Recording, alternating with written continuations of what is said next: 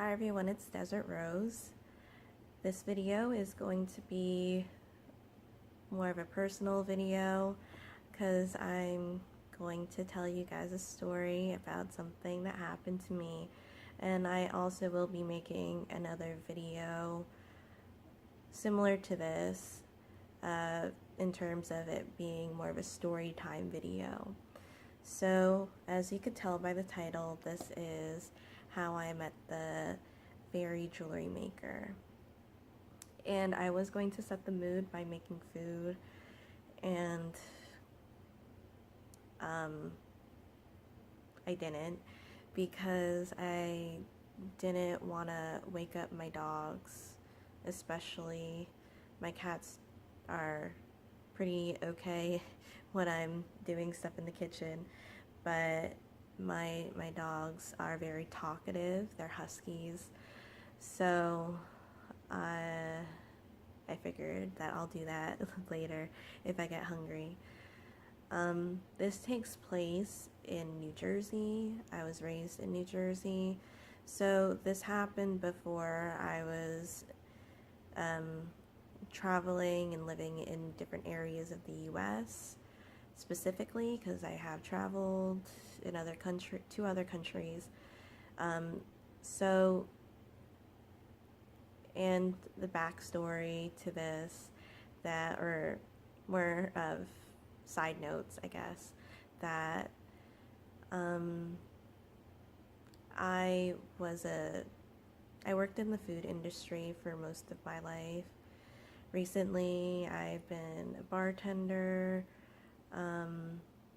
barista, but I have been mainly a waitress. So I was working at one of the diners, and then another side note that diners are really popular in New Jersey, and a lot of people love to go diner hopping, and it was one of my favorite pastimes living in New Jersey, because the food is so cheap, and then they give you large portions for a decent price most of the time. So there's this older man. He was about the age of more towards the middle age, a little older, like when your kids are out of college, close to there. So he wasn't so much of a regular in terms of coming in frequently, but he was recognizable, at least to my manager, because my manager, well, she worked there for a really long time, so she recognizes a lot of people, and she's so fun. So whenever she makes a comment, it's more of just her personality. She doesn't really mean anything by it, and she is from Portugal, and I still talk to her to this day. She's amazing. She's an amazing friend. So she was saying that, oh, that guy is very strange in her Portuguese voice, and I'm like, well, I don't have a lot of similar interests to people who are, say, more in the in crowd. They have more of the mainstream interests, I guess I would say. So I figured can't be as weird as me to other people, so I was kind of thrilled to have a customer like that. So I went up to him. What caught his eye, not like that, but was my jewelry. Back in the day, I used to wear a lot of jewelry. I think at this point of my life, at least for right now, I'm more toned down, but I wear the same ones, the main ones, or I keep the main ones, which is this one. I've been my whole life, really. Ever since I've worn more bottle type necklaces. This has my late cat's hair in it, because I couldn't bury her because I didn't have money to at the time. And there's also raw crystals in there. So I was gonna put herbs, but I figured that that's enough. And the other one is my army necklace that my husband gave me. So those are the two main ones that are really dear to me. But at the time, I was wearing my fairy dust necklace, which is similar to this one. And I wore probably my leaf necklace. It was a mini leaf. And there was a couple other things. I wore a lot of jewelry. So, as I said, and then we had this conversation about fairies, and I've always been close to fairies. I'm not going to get too much into it in this video, but most of my videos here are about fairies. And he was saying about how when his daughter was young, he would always get her fairies.